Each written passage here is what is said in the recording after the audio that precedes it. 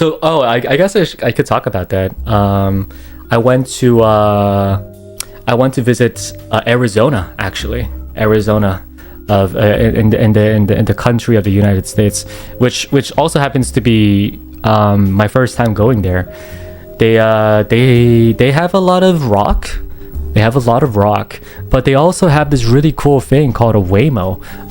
And apparently you could just it's like Ubering, right? But instead of Uber, like like your ride apps, instead of those, you do a Waymo. And this car that's with like, it has like cameras on top of it, like that surrounds the entire car, and it just comes. And then it's so cool because it actually stops right at the general location. You walk up to it, you press a button, you unlock the car, you sit in it, you close it, and it goes. It rooms. One of the biggest things I do not personally like about Ubers is that sometimes the drivers talk to you, and I know they don't mean anything. They don't mean bad, and obviously, maybe they just haven't talked to people in a while. But like, man, sometimes I just want to sleep. Sometimes I just want to look at my phone or just like look outside. I don't really want to talk. When I say it's good for introverts, I kid you not, I sat down, and then they had like this lo-fi music going on. I cranked that up to 100.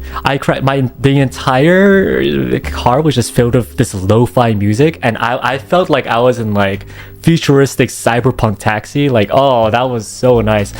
There was even the option of like turning on, I think, like Disney songs if you want to do karaoke as well. Like, oh, that was so cool. And it's cheaper too. It's not that bad. It's not that cheap. It's not that expensive compared to like other like ride apps as well. And the best part is you don't have to pay tip. Tip culture important in this too. But it is very vibey, and honestly, I wish I had the chance to ride it again, but I didn't. Because I ended up driving for the rest of the trip. I went with a couple friends, and I basically practiced driving just for this moment. Drove a lot in Korea just to practice driving. Basically, they were like, "Oh, we need someone to drive," and none of them can drive, and I was the only one technically had a license. I was like, you know what? I'll practice in Korea and then I'll drive. So I drove my first time in years. Yes, first time in like 8 years or so. But I was really good. All I did was scratch the car once. And it wasn't even on a different car this time. It was on a rock. It was actually really sad. I was parking.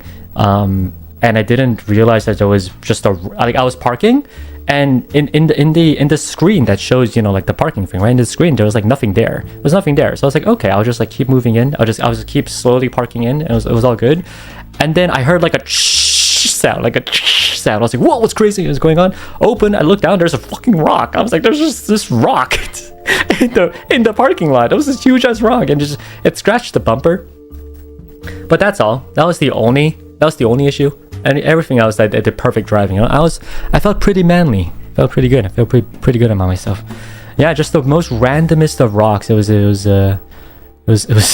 just there.